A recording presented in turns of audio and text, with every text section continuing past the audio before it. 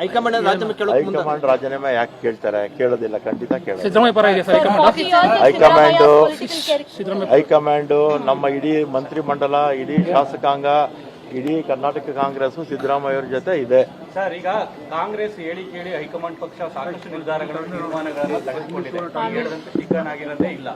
ಆದ್ರೆ ಕಾಂಗ್ರೆಸ್ನ high command option 2 ಅಂತ ಏನಾದರೂ ಇಟ್ಕೊಂಡಿದೆಯಾ ಅಥವಾ ಅವ್ರ ಹತ್ರ ಆಪ್ಷನ್ 2 ಇಲ್ವೇ ಇಲ್ವಾ?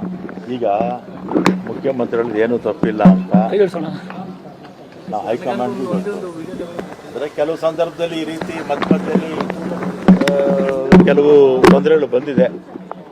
ಅದರಿಂದ ಅದನ್ನು ಮುಂದೆ ಕಾನೂನು ಹೋರಾಟ ನಾವು ಮಾಡ್ತೀವಿ. ಈಗ ನಮ್ಮ ಪಕ್ಷ ಹೈಕಮಾಂಡು ಮೊದಲಿಂದಲೂ ಇತ್ತು.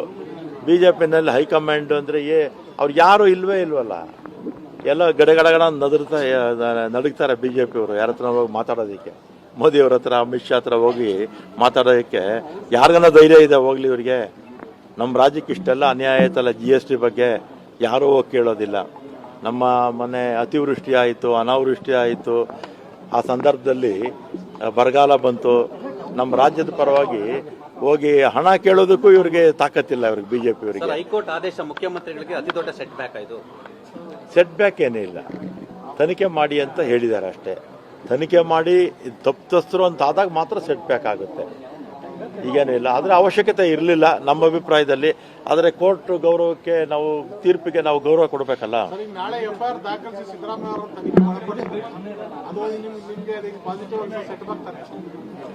ಈಗ ಮುಖ್ಯಮಂತ್ರಿಗಳು ಕಾನೂನು ಪಂಡಿತರ ಜೊತೆ ಮಾತಾಡ್ತಾರೆ, ಉಳಿದಿದ್ದ ನಿಮ್ಮ ಗಮನಕ್ಕೆ ತರ್ತಾರೆ. ಸರ್